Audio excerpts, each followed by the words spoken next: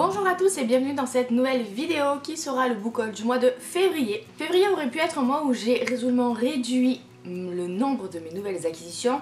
Sauf que vous allez voir, il y a eu un petit couac. Au final, on se retrouve avec presque la même quantité de livres que d'habitude.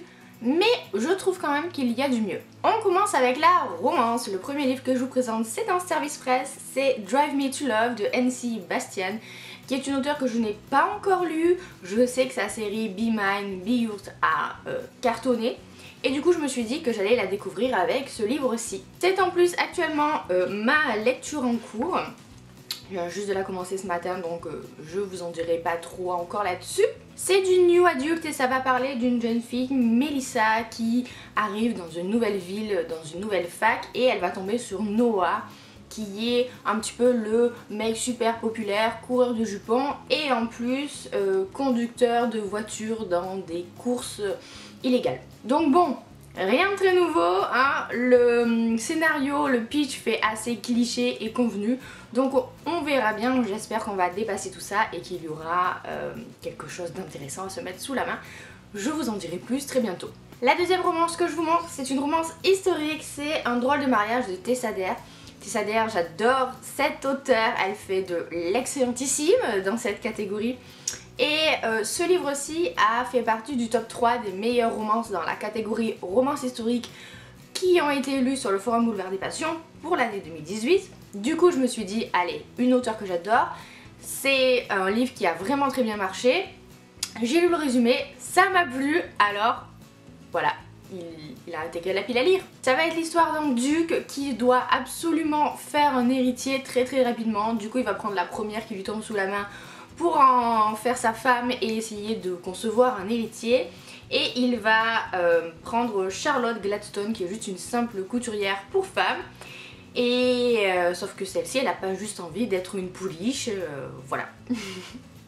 Je ne sais pas plus et je ne sais pas du tout quand est-ce que je vais le lire celui-là, mais j'ai envie de romance historique, je pense, ce sera une de mes prochaines lectures, donc peut-être. J'en ai plein d'autres aussi qui me font de l'œil, donc on verra bien. On passe au young adulte et il y en a 3. Le premier, c'est Les 1000 visages de notre histoire de Jennifer Niven. J'avais beaucoup aimé Tous nos jours parfaits de cet auteur et du coup j'attendais que celui-ci sorte en poche pour me le procurer. Ça va être l'histoire de deux lycéens, Libby et Jack. Libby est une jeune fille grosse qui a de gros problèmes avec son corps et ses angoisses, et Jack est le parfait contraire, lycéen rebelle et sexy et imprévisible, mais qui cache un lourd secret. Et donc j'imagine que ces deux-là vont se rapprocher.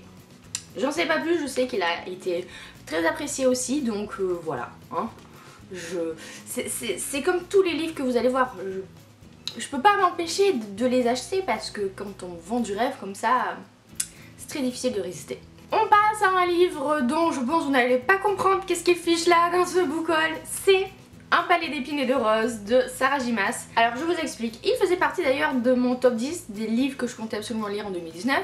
Et je vous avais expliqué dans cette vidéo là, que je vous invite à aller voir si vous ne l'avez pas encore déjà vu. Et donc bref, je vous avais expliqué que j'avais commencé à lire celui-ci en VO. Sauf que c'était quand même assez difficile le niveau d'anglais, j'avais lu plus de la moitié. Hein. Et puis je sais pas, un jour je l'ai reposé et j'ai un petit peu oublié l'histoire depuis. Même si ça me semblait pas mal, vraiment très bien. Et du coup je me suis dit allez, il faut vraiment que je le reprenne.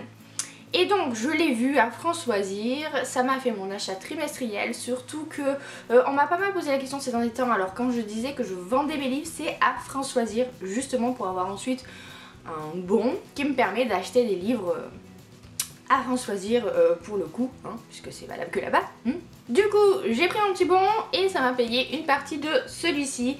Et voilà, je compte prévoir cette lecture en 2019 pour essayer un petit peu de comprendre l'engouement que cette série a, essayer de me replonger dans cet univers qui m'avait quand même pas mal intriguée. Et en français, je pense que ça passera mieux. Et on passe à un livre qui là ne vous surprendra pas, c'est Vicious de V.E. Schwab. Voilà, j'ai adoré Shade of Magic et du coup quand il est sorti, je me le suis acheté, il est lu et je vous en parle très bientôt. Vicious, c'est l'histoire de deux amis, parce que bon, pour le coup ils sont pas très sympas l'un envers l'autre, donc Ellie et Victor, qui quand ils étaient à la fac ont fait une expérience de mort imminente volontairement pour acquérir de nouveaux pouvoirs, puisqu'il y a dans ce monde un petit peu à la fois contemporain mais aussi science-fiction, des IO, donc des extraordinaires, des personnes qui ont des pouvoirs. Et Victor et Ellie vont se retrouver avec ces pouvoirs-là. Et en fait, on les suit à la période de la fac, quand ils avaient la vingtaine, et 10 ans plus tard, quand Victor va sortir de prison et qu'il va vouloir se venger d'Ellie, donc quand ils ont la trentaine.